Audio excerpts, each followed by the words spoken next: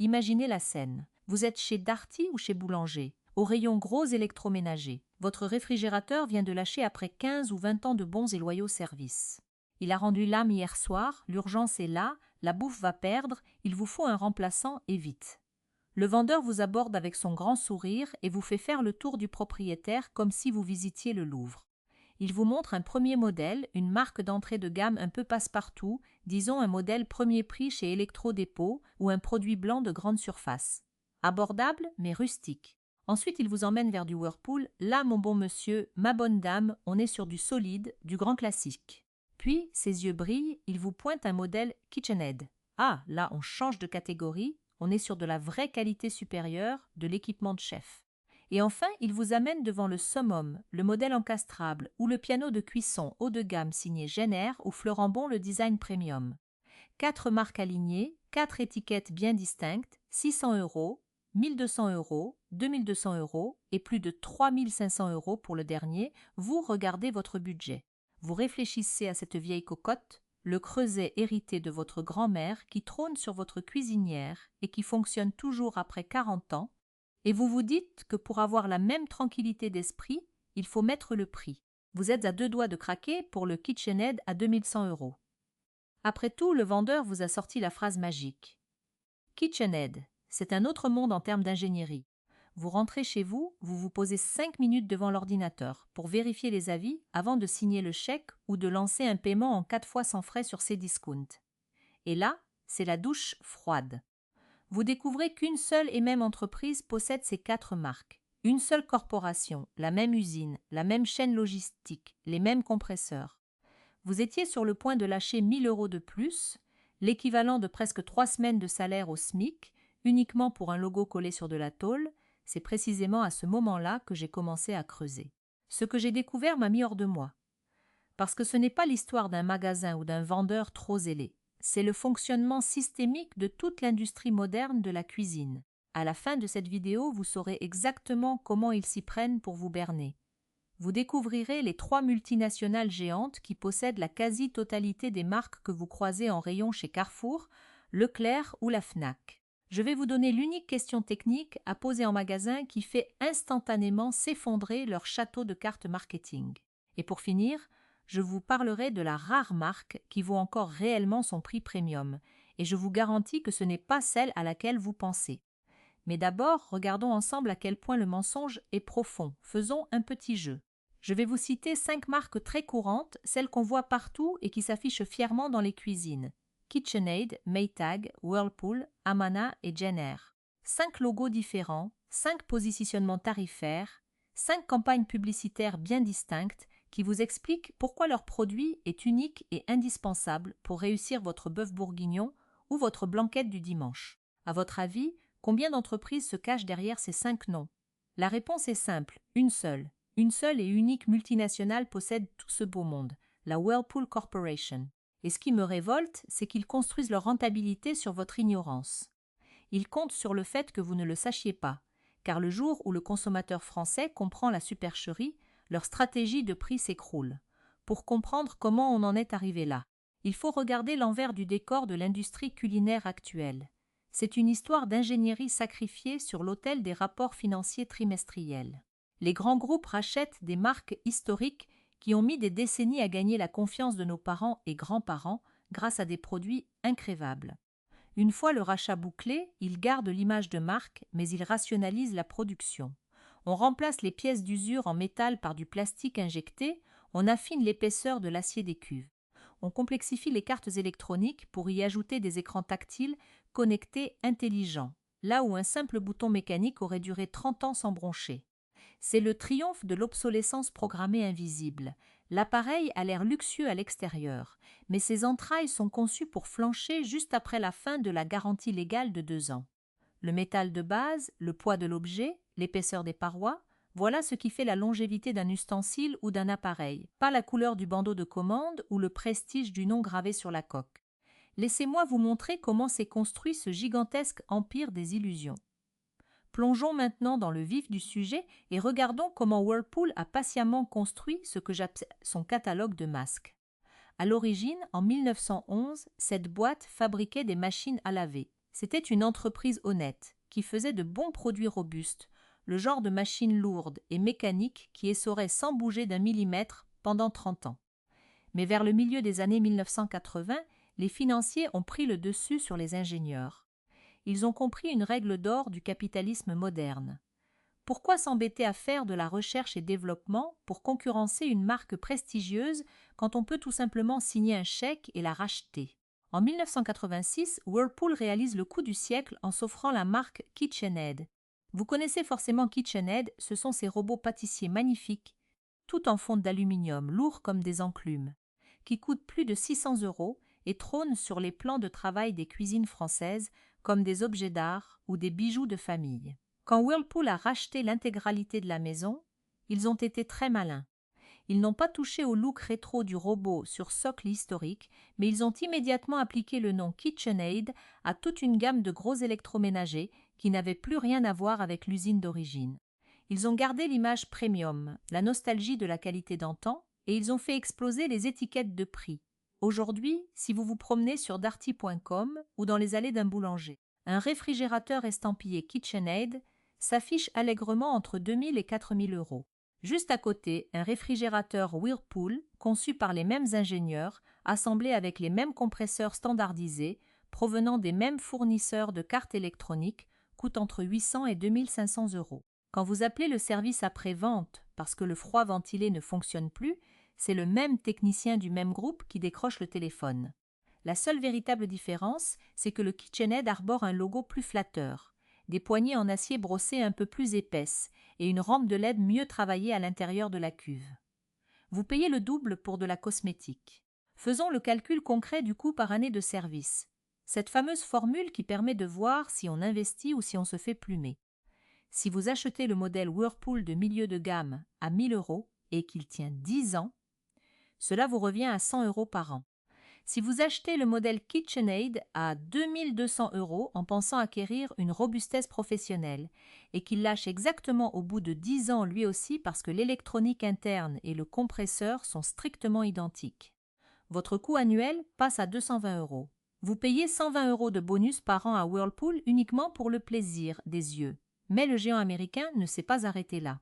En 2006, ils ont orchestré le plus gros rachat de l'histoire de l'électroménager en absorbant la Maytag Corporation pour la somme astronomique de 2,6 milliards de $.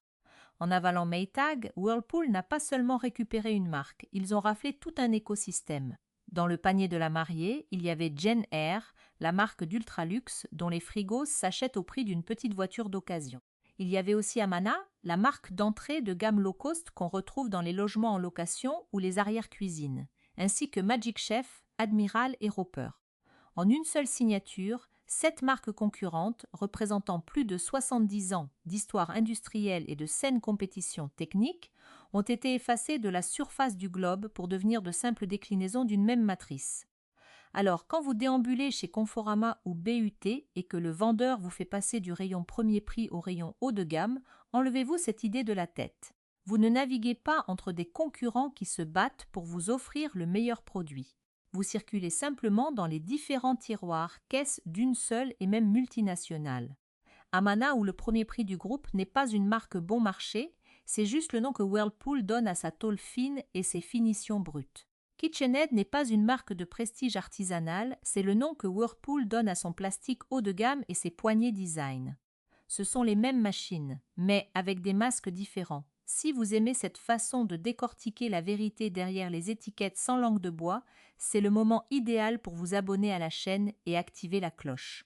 On ne reçoit aucun chèque de ces géants, notre seule boussole, c'est votre budget et la réalité technique de votre cuisine. Dites-moi aussi en commentaire si vous avez déjà eu cette sensation de payer un logo en comparant 2 appareils en magasin. Continuons notre enquête, car l'histoire prend un tournant encore plus sidérant quand on s'intéresse à un autre monument de nos cuisines. Parlons de GE, General Electric. 2 lettres gravées dans l'inconscient collectif mondial, le symbole absolu de l'innovation industrielle depuis plus d'un siècle. C'est Thomas Edison, la lampe à incandescence, le fleuron technologique.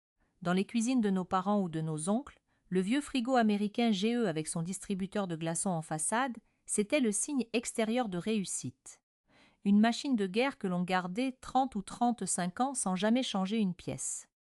beaucoup de consommateurs français continuent d'acheter du gel les yeux fermés sur les marketplaces ou chez les cuisinistes spécialisés parce qu'ils croient investir dans cette fameuse robustesse historique, sauf qu'ils vivent dans le passé.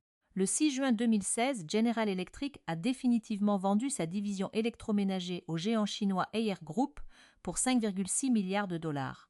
Pour ce prix colossal, Haier n'a pas juste acheté des usines, ils ont acheté un droit de tromperie légal. Ils ont récupéré la marque GE, mais aussi GE Profil, la ligne supérieure, Café, la marque de luxe personnalisable avec ses finitions Mate très tendance sur Instagram, Monogram, l'ultra-luxe où un seul appareil encastrable dépasse les 6 000 €. Hotpoint, la ligne économique ultra présente dans la grande distribution française, et Fisher & Paykel, la marque néo-zélandaise célèbre pour ses lave-vaisselle à tiroirs, 6 marques majeures, toutes passées sous pavillon chinois à Qingdao, où se trouve le siège mondial de Haier. Les bureaux administratifs sont restés en partie aux États-Unis. Les usines historiques tournent toujours là-bas. Mais les bénéfices traversent les océans et le conseil d'administration qui décide de l'épaisseur du métal et des budgets de réparabilité est entièrement basé en Chine. Le plus cynique dans cette affaire est à négocier le droit légal d'apposer les 2 lettres GE sur ces produits jusqu'en 2056. Nous avons encore 30 ans devant nous à voir des consommateurs acheter des appareils en pensant acquérir un héritage industriel occidental alors qu'ils achètent un produit standardisé d'une multinationale asiatique. Soyons très clairs, et je veux insister là-dessus pour éviter tout malentendu. Je ne dis pas que les produits fabriqués ou gérés par Haier sont intrinsèquement mauvais. Haier est le plus grand fabricant d'électroménagers au monde. Ils injectent des milliards dans la modernisation de leurs outils de production et leurs produits d'entrée de gamme rendent d'immenses services dans des millions de foyers français qui comptent chaque euro. Ce qui me pose un immense problème de conscience, c'est le mensonge marketing par omission. Vous, en tant que consommateur qui dépensez votre argent durement gagné, vous avez le droit absolu de savoir à qui vous donnez vos euros. Vous devez faire ce choix les yeux grands ouverts, sur des critères techniques réels. Et non parce qu'un logo historique vous a fait croire que vous achetiez une relique industrielle, alors qu'il s'agit d'une plateforme électronique globale partagée avec des dizaines de modèles d'entrée de gamme. Qu'en est-il du 3e géant qui a vance masquée dans nos rayons depuis près de 40 ans? C'est le secret le mieux gardé de la grande distribution, le groupe suédois Electrolux. Tout le monde connaît Frigidaire. En France, le nom est tellement devenu un mot du quotidien que nos grands-mères appelaient Frigidaire n'importe quel réfrigérateur, peu importe sa marque. C'était le symbole de la modernité des 30 glorieuses. Ce que la plupart des gens ignorent, c'est que cette marque n'a plus rien d'indépendant ni de local depuis 1986, date de son rachat par Electrolux basé à Stockholm. Electrolux, c'est le 2e plus gros fabricant de la planète. En Europe et en France, leur stratégie d'assimilation a été redoutable. Ils possèdent Electrolux, bien sûr, mais aussi Frigidaire, Arthur Martin, une marque qui parle au cœur des Français, AEG pour le segment haut de gamme d'ingénierie allemande, Ford pour le segment économique des cuisines étudiantes, et Zanussi pour le marché sud-européen, quand vous allez faire un tour à la Fnac ou sur Cdiscount pour comparer un four encastrable Ford à 350 € et un modèle AEG à 850 €, vous pensez sincèrement arbitrer entre le savoir-faire italien, l'économie française et la rigueur germanique. En réalité, vous arbitrez entre les différentes filiales de l'état-major suédois. Les pièces internes, les commutateurs rotatifs, les charnières de porte et les capteurs de température sortent souvent des mêmes lignes de production de composants. Les 3 géants mondiaux, Whirlpool, Haier et Electrolux, contrôlent à eux seuls plus de 20 marques majeures qui occupent 90% de l'espace d'exposition de votre Darty ou boulanger de quartier. Le choix immense qu'on vous fait miroiter en magasin n'est qu'un décor de théâtre. C'est une illusion d'optique conçue pour segmenter le marché et extraire le maximum d'argent de votre portefeuille en fonction de votre sensibilité aux marques. Venons-en au coup de grâce, au cas le plus cynique de cette industrie, celui qui me met le plus en colère parce qu'il touche directement à l'un des objets les plus affectifs de nos cuisines, la poêle anti-adhésive haut de gamme. C'est l'exemple parfait du piège marketing absolu. Vous connaissez tous ces marques qui inondent les rayons des galeries Lafayette Maison ou les boutiques spécialisées comme Dubruy dans la cuisine, avec des packagings somptueux, des slogans axés sur la céramique thermique, les particules de diamant ou de titane et des promesses de cuisson saine sans matière grasse. Ils vous vendent des poêles individuelles à 80 ou 100 € l'unité, ou des sets complets en 4 fois sans frais à des prix indécents. Ils mettent en avant des brevets technologiques aux non futuristes pour vous expliquer que leur revêtement est révolutionnaire.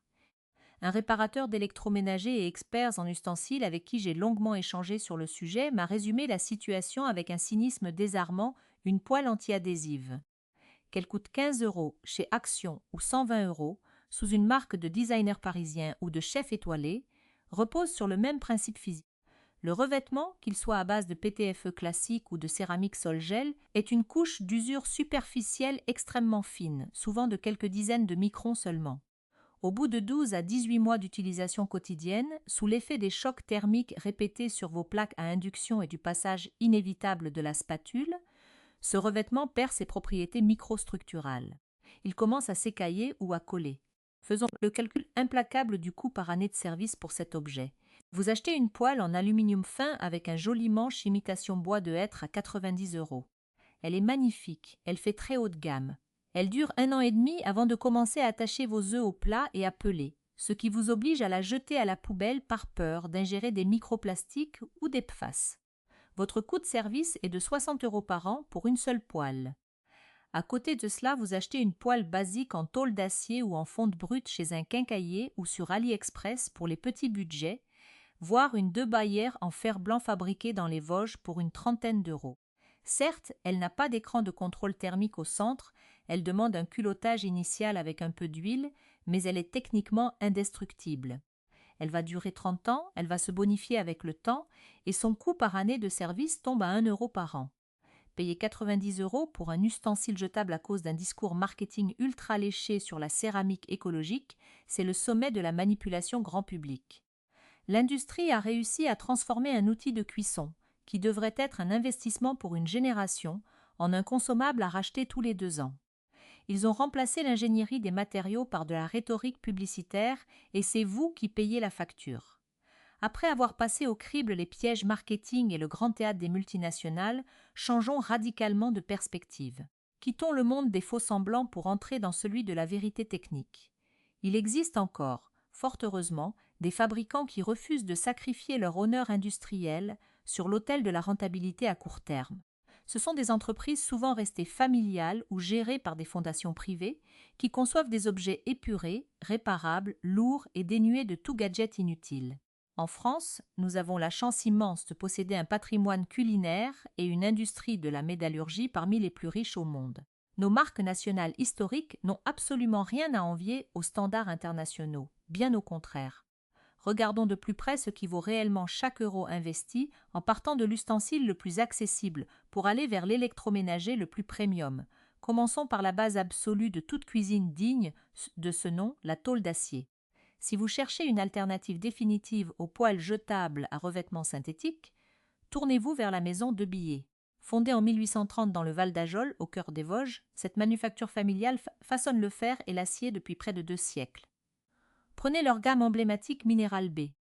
Quand vous la prenez en main, vous ressentez immédiatement le poids du vrai métal, de l'acier blanc de forte épaisseur, entre 2,5 et 3 mm d'épaisseur pure. Pas de téflon, pas de céramique, aucun produit chimique de synthèse.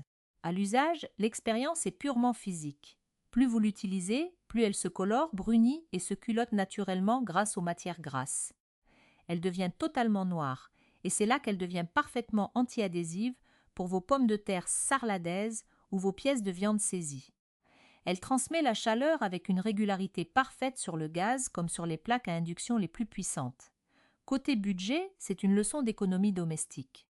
Une poêle 2 bayers de taille standard s'achète entre 30 et 45 € dans les enseignes spécialisées comme Dubruit dans la cuisine, sur Amazon.fr ou chez les quincailliers de centre-ville. Sa durée de vie? Elle est virtuellement éternelle. Vous la léguerez à vos enfants. Si on calcule son coût par année de service sur une estimation très prudente de 40 ans, on arrive à un chiffre dérisoire de 1 € par an. Son seul point faible? Elle est lourde, exige un entretien manuel proscrivant le lave-vaisselle et nécessite un séchage immédiat pour éviter l'apparition de rouille. C'est le prix à payer pour l'authenticité d'un matériau brut, montons en gamme et parlons du cœur de la cuisson mijotée, la fonte émaillée. Dans ce domaine, la référence mondiale absolue est française et elle s'appelle le Creuset, qui coule son fer de manière ininterrompue depuis 1925 à Fresnoy-le-Grand, dans l'Aisne. Juste à côté, nous avons également la maison Stob, née en Alsace en 1974, aujourd'hui sous l'égide du groupe allemand Zwilling, mais dont la production est restée rigoureusement locale. Une cocotte ronde classique de chez Le Creuset ou Stob est un chef-d'œuvre de fonderie. L'épaisseur des parois et du fond est calculée scientifiquement pour emmagasiner la chaleur et la restituer de manière ultra homogène durant des heures, ce qui est indispensable pour réussir un pot-au-feu ou un bœuf bourguignon. Le couvercle, lourd et parfaitement ajusté, crée un circuit fermé de condensation qui arrose les aliments en continu. À l'usage tactile, l'émail vitrifié de ces cocottes résiste aux acides des aliments, ne raye pas facilement et se nettoie d'un simple coup d'éponge après un léger trempage. En magasin, chez Boulanger, dans les grands magasins parisiens comme le BHV Marais ou sur Le Bon Coin en occasion, une cocotte neuve de taille familiale coûte entre 250 et 380 euros. C'est une somme importante qui peut faire hésiter au moment de passer en caisse, mais faisons le calcul technique. Ces objets traversent les générations sans prendre une ride. Les données des ateliers de réparation montrent que le taux de défaillance d'une fonte émaillée française est quasiment nul, sauf en cas de chute brutale sur du carrelage. Calculé sur une durée de vie de 50 ans, votre investissement se traduit par un coût par année de service d'environ 6 euros. C'est l'achat d'une vie, le cœur battant de la cuisine du dimanche, totalement immunisé contre les modes et les pannes électroniques. Quittons maintenant les ustensiles passifs pour entrer dans le domaine de l'électroménager mécanique complexe. Là où les moteurs doivent tenir la distance face aux pattes les plus lourdes. Si vous cherchez un robot de cuisine ou un blender capable de traverser les décennies, oubliez les écrans géants tactiles et regardez du côté de Magimix. Conçu et fabriqué à Calais, les robots culinaires Magimix découlent directement de l'invention du RoboCoupe original destiné aux professionnels de la restauration dans les années 1960. La recette de leur longévité est d'une simplicité désarmante. Pas de courroie de transmission qui patine ou s'use, mais un moteur asynchrone de qualité professionnelle monté en prise directe sur les accessoires. Ce moteur adapte sa puissance automatiquement à la résistance des aliments dans la cuve. La marque est tellement sûre de son ingénierie que ses moteurs sont garantis 30 ans. 30 ans de tranquillité d'esprit pour pétrir de la pâte à pain ou hacher de la viande. Sur le plan sensoriel, le poids de la base moteur stabilise l'appareil sur le plan de travail. Et le clic franc des interrupteurs mécaniques confirme l'absence totale d'électronique superflue. Un modèle Magimix de milieu de gamme se situe autour de 400 à 500 euros chez Darty ou la Fnac. Divisé par les 30 années de garantie du moteur, le coût par année de service s'élève à seulement 15 euros par an.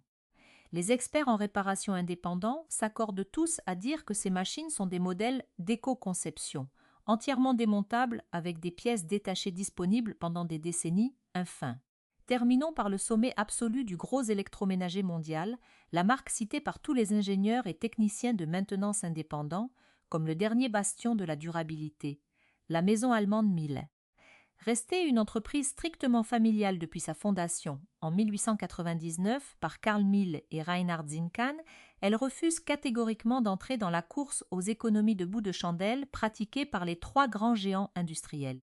Miele développe et teste l'intégralité de ses appareils pour correspondre à un standard d'utilisation continue de 20 ans. Quand la majorité des constructeurs utilisent du béton ou du plastique injectés bon marché pour les contrepoids de leurs cuves de lave-linge ou les structures internes de leurs réfrigérateurs. Miele utilise de la fonte d'acier massif pour stabiliser ses châssis. Ils bobinent leur propre moteur électrique et conçoivent leurs propres cartes électroniques épaisses dans leurs usines en Allemagne. À l'usage quotidien, la différence est immédiate, un silence de fonctionnement impressionnant. Une absence totale de vibrations parasites et une qualité d'assemblage des joints et des charnières qui ne bougent pas d'un millimètre après 10 000 cycles d'ouverture. Les prix en magasin sont évidemment très élevés.